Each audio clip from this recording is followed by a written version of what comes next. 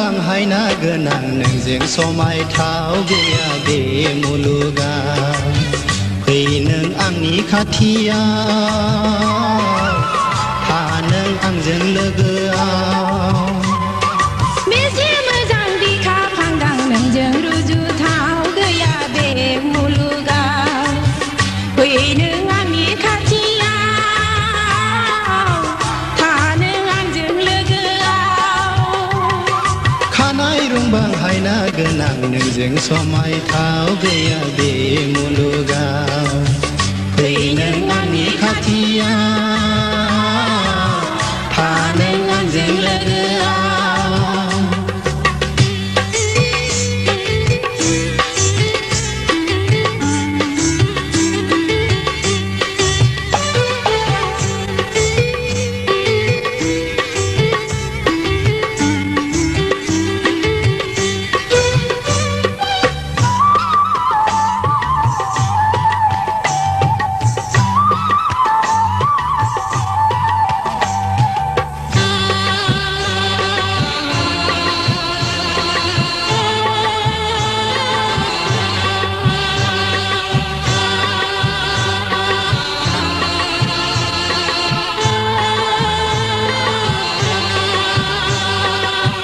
नोंदि आंनि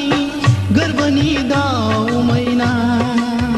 नोंदि आंनि जिउनि आंगो सना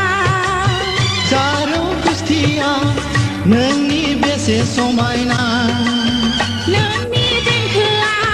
बेसेदि गोसोथावना जोंनि अनलायनाया बे मुलुगाव गोसारलांगोन जोंनि अनलायनाया बे मुलुगाव गोसारलांगोन खानाय रुंबां हायना गोनां नोंजों समायथाव गैया बे मुलुगाव फै नों आंनि खाथियाव था नों आंजों लोगोआव फै नों आंनि खाथियाव था नों आंजों लोगोआव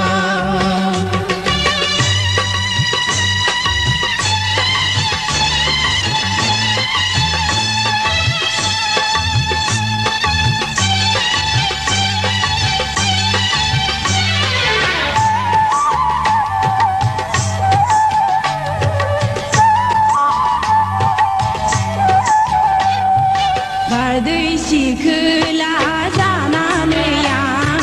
नोंनि अखोराङाव बिरलांगोन आं बारदै सिखोला जानानै आं नोंनि अखोराङाव बिरलांगोन आं सोमखोर जोमै जाना नोंखौ बरायगोन आं सोमखोर जोमै जाना नोंखौ बरायगोन आं